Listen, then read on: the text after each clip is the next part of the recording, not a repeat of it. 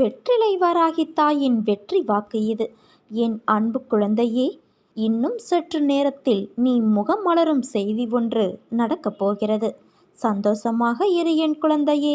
கல் உடைந்து சிலையாக வேண்டுமானால் உளி அடிபட்டுத்தான் ஆக வேண்டும். பிறர் நன்மை பெற வேண்டுமானால் நாம் கஷ்டப்பட்டுத்தான் ஆக வேண்டும். நீண்ட இரும்பு கம்பியாக இருந்த ஒன்றை துண்டாக வெட்டி உளியாக்கி பயன்படுத்துவதைப் போல பிரபஞ்சத்தில் பஞ்சபூதங்களாய் இருந்த உன்னை மானுடனாய் கடவுள் பிறக்க வைத்தது அவன் தன் தேவைகளை உன்னை வைத்து பூர்த்தி செய்து கொள்ளவே. நாம் பயன்படுத்துகின்ற அழகு சாதனம் முதல் அணிந்து கொள்ளும் நகைகள், கட்டுகிற கடிகாரம் உட்பட அனைத்துமே அடிப்பட்டதால் உருவானவை. அனுபவிக்க மட்டுமே நமக்கு விதிக்கப்பட்டு இருக்கிறது. எதற்காக என்று கேள்வி கேட்க நமக்கு உரிமை இல்லை. கேட்டாலும் இறைவன் நம்மை விட மாட்டான். எதற்காகவோ இந்த கஷ்டத்தை கடவுள் நமக்கு அனுமதித்து இருக்கிறார் என நினைத்து சகித்துக்கொள். அதிலும் சந்தோஷம் இருக்கத்தான் செய்கிறது. உன்னுடைய குருவான என்னை நீ நன்றாக நினைவில் வைத்துக்கொள். உன் கற்பனைக்கு எட்டாத வகையில் நீ விரைவில் வெற்றி பெறுவாய். என்னை முழுவதுமாக நம்பு. உன்னுடைய கோரிக்கைகளை நிறைவேற்றவே உன் அன்னையான நான் இங்கு இருக்கிறேன். என்னை முழுவதுமாக நம்பி முடிந்த அளவு அமைதியாக இருந்தால் கஷ்டங்கள் அனுபவிப்பது பெரிதளவில் தெரியாமலேயே நீ விரைவில் வெற்றி பெறுவாய். அப்படி இல்லாமல் சற்று நம்பிக்கை தளர்ந்து நீ காணப்படும் போது அதனால் வரும் துன்பங்களை தாங்க முடியாமல் நீ வேதனைப்படுகிறாய். எப்படி இருந்தாலும் என்னால் அதை பொறுத்து கொள்ள முடியாது. என்னை நம்பி சரணடைந்தவர்களை நான் எப்போதும் புறம் தள்ளுவது இல்லை. உன்னுடைய கணக்கை நான் எப்போதோ கூட்டி கழித்து எழுதி முடித்துவிட்டேன். அதற்கு பிறகுதான் நீ இந்த பிறவியில் என் பக்தனானாய். உனக்கான காலம் நான் குறித்திருக்கும் வரை உனக்கான தெம்பை நான் கொடுத்து வருவேன்.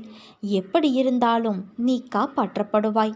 என்னை முழு மெய்சிலிர்ப்போடு, நன்றியோடு, ஆனந்த கண்ணீரோடு நீ நினைத்து பார்க்கும் நாள் வெகு தொலைவில் இல்லை. அப்போது நீ பட்ட கஷ்டங்கள் எதுவும் உனக்கு நினைவிருக்காது குழந்தையே. யார் யார் எதை எதை வேண்டிக் கொள்கிறார்களோ அதையெல்லாம் பூர்த்தி செய்யக்கூடியவள் உன் அன்னையான நான். ஆனால் பக்தரோ மாறாத நம்பிக்கையோடு என் மீது நம்பிக்கை வைத்து பூஜிக்க வேண்டும். சூரியனை மறைக்க முடியாதது போல குருவின் மகிமையை ஒழிக்க முடியாது. அது 10 திசைகளிலும் தானாகவே பரவி பெருகியது.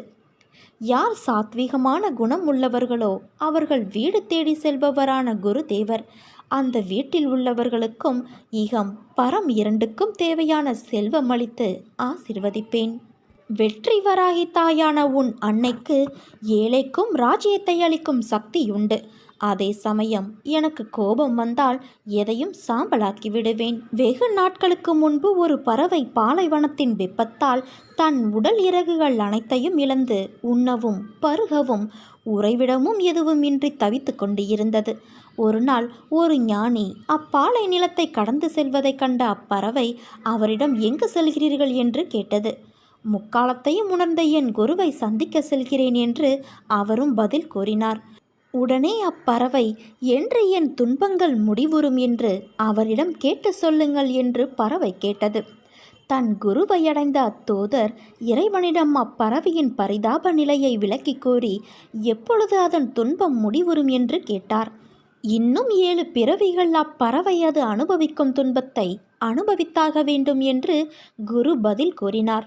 இதை கேட்டால் ஏற்கனவே சோர்வுற்றிருக்கும் அப்பறவை மேலும் மனமொடிந்து போய்விடுமே என்று எண்ணிய ஞானி இதற்கொரு நல்ல தீர்வை கூறுங்கள் ஐயா என வேண்ட குருவும் மனம் இறங்கி அனைத்தும் நன்மைக்கே, அனைத்திற்கும் நன்றி என்ற மந்திரத்தை திரும்ப திரும்ப கூறினால் நன்மை விளையும் என்று சொல்லி மந்திரத்தையும் கற்பித்தார்.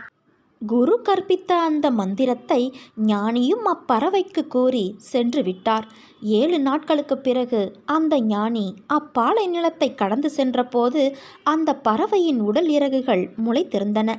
அப்பாலை நிலத்தில் ஒரு சிறு செடி கூட முளைத்திருந்தது. ஒரு சிறிய நீர்நிலையும் அங்கு இருந்தது.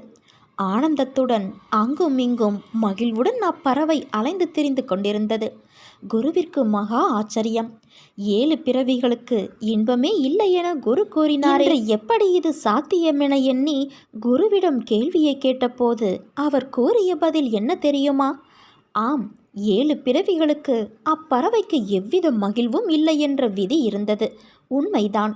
ஆனால் அனைத்தும் நன்மைக்கே, அனைத்திற்கும் நன்றி என்ற மந்திரத்தை அப்பறவை பாலையின் சுடுமணலில் விழுந்த போதும், வெப்பத்தில் வருந்தி பறக்க முடியாது தவித்த போதும், சூழல் எதுவானாலும் நம்பிக்கையோடு சொன்னது. எனவே 7 பிறவியின் ஊழ்வினை பயன் 7 நாட்களில் கரைந்து மறைந்தது என்று பதில் கூறினார். அதேபோல நாமும் உறவுகள், பொருளாதாரம், சமுதாய வாழ்வு, வியாபாரம், நண்பர்கள், வேலையாட்கள், உடன் பணியாற்றுவோர் என அனைத்திலும், எல்லா சூழ்நிலைகளிலும், எல்லா நேரங்களிலும் நடப்பவை அனைத்தும் நன்மைக்கே. நன்றி நன்றி என்று உளமாற கூறிப்பார். நீ செய்த பாவங்கள் அனைத்தும் பறந்தோடிவிடும். உன் உச்சி முதல் உள்ளங்கால் வரை கவசமாக உன் அன்னையான நான் இருக்கிறேன். உன் தொழில் எதுவானாலும் உன் வேலையை என்னுடையதாக மாற்றிவிடுகிறேன். பார்வையும் பார்க்கப்படும் பொருளும் நானாக இருக்கிறேன். இவ்வளவாக நான் உழைத்து கொண்டு இருப்பதால் பயமேன்? பயமற்று இரு. ஏக்கம் எதற்கு? எனக்காகவே ஏங்கு. பரபரப்பு எதற்கு? என் மீதே மிக்க ஆவல் கொள். கவலை எதற்கு? எனக்காக கவலைப்பட. பரஸ்பர அனுக்கிரகத்தாலேயே நான் இருக்கிறேன். ஆத்மார்த்த அன்பு எங்கு உண்டோ அங்கு நானும் இருப்பேன். யார் வேண்டுமானாலும் எதை வேண்டுமானாலும் பேசட்டும். உன் பாதையில் நீ உறுதியாக செல். அவரிடம் நம்பிக்கை வையுங்கள், இவரிடம் நம்பிக்கை வையுங்கள் என்றெல்லாம் பிறர் சொல்வதை கேட்டு மயங்காதே. முதலில் உன் மீது நம்பிக்கை வை.